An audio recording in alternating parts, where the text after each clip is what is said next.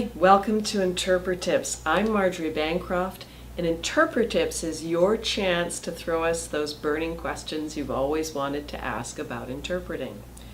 Today's question is about patients who refuse interpreters. The question is, in the USA, what happens if a patient refuses the use of the interpreter provided by the hospital? What are the legal implications of allowing a patient to use a family member or friend instead of the interpreter from the hospital or a contract interpreter? Sometimes because culture, custom, or just because patients do not want anyone else interpreting, they refuse the use of hospital interpreters or over the phone or internet interpreters.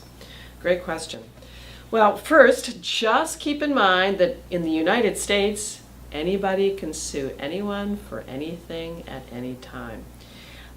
No one is off the hook at the hospital just because the patient wants to have a family member or friend interpret. The family member, this is best practice, the family member can always remain there as an advocate, but you can still bring in a professional interpreter or the phone or video. Now, there is a wonderful NHELP publication. NHELP is the National Health Law Program. Highly recommended. The link for that publication, by the way, is just below the video. And it is called The High Cost of Language Barriers in Medical Malpractice.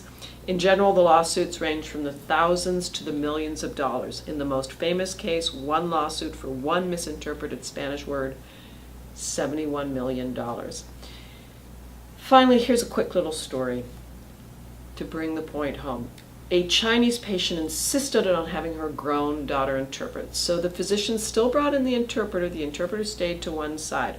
Almost the first question out of the doctor's mouth was, "When was your last tetanus shot?" The answer that came back from the grown daughter was, "This morning." Right away, the professional interpreter intervened and said, "Excuse me, as the interpreter, I need to point out that the doctor's question was about a tetanus shot, but the answer that came back was about an insulin shot." And the physician said to the patient through the interpreter, "You see, madam, you as the patient have the right to your own interpreter, but I as the physician must have mine." So we encourage everyone to adopt the best practice. Let the family members stay if the patient insists, but bring in a professional interpreter. Better risk management, better interpreting. Better outcomes for all. Thanks for the wonderful question.